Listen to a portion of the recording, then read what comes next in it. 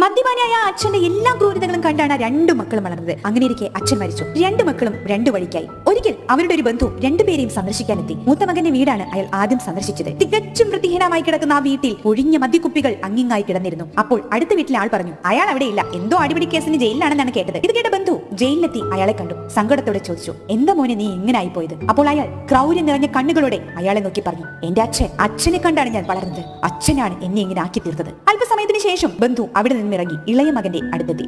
സന്തോഷം നിറഞ്ഞ ഒരു അന്തരീക്ഷമായിരുന്നു അവിടെ. ഇളയ മകൻ ഉയർന്ന ജോലി നേടി അമ്മയോടും ഭാര്യയോടും കുഞ്ഞുങ്ങളുമായി സുഖമായും സന്തോഷമായും കഴിയുന്നു. ഇത് കണ്ട ബന്ധു ഉണ്ടായ കാര്യമെല്ലാം പറഞ്ഞു. എന്നിട്ട് അത്ഭുതത്തോടെ ഇളയ മകനോട് ചോദിച്ചു, അല്ല നീയും നിന്റെ അച്ഛനെ കണ്ടല്ലേ വളർന്നത്, എന്നിട്ടും നീ സ്വപ്നതുല്യമായ ജീവിതം ജീവിക്കുന്നു, ചേട്ടനാകട്ടെ ജയിലിലും. അപ്പോൾ ഇളയ മകൻ പറഞ്ഞു, ശരിയാണ്, ഞാനും അച്ഛനെ കണ്ടാണ് വളർന്നത്. പക്ഷേ അച്ഛൻ കാരണം അച്ഛന്റെ ചുറ്റുമുള്ളവർ എത്രമാത്രമാണ് കഷ്ടപ്പെടുന്നത് എന്ന് ഞാൻ കണ്ട് മനസ്സിലാക്കി. ഞാൻ അച്ഛനെ പോലെ ആവില്ല എന്ന് ഞാൻ ശപഥമെടുത്തു. നമ്മൾ എങ്ങനെ ജീവിക്കണമെന്നും നമ്മൾ എന്തായി തീരണമെന്നും തീരുമാനിക്കും.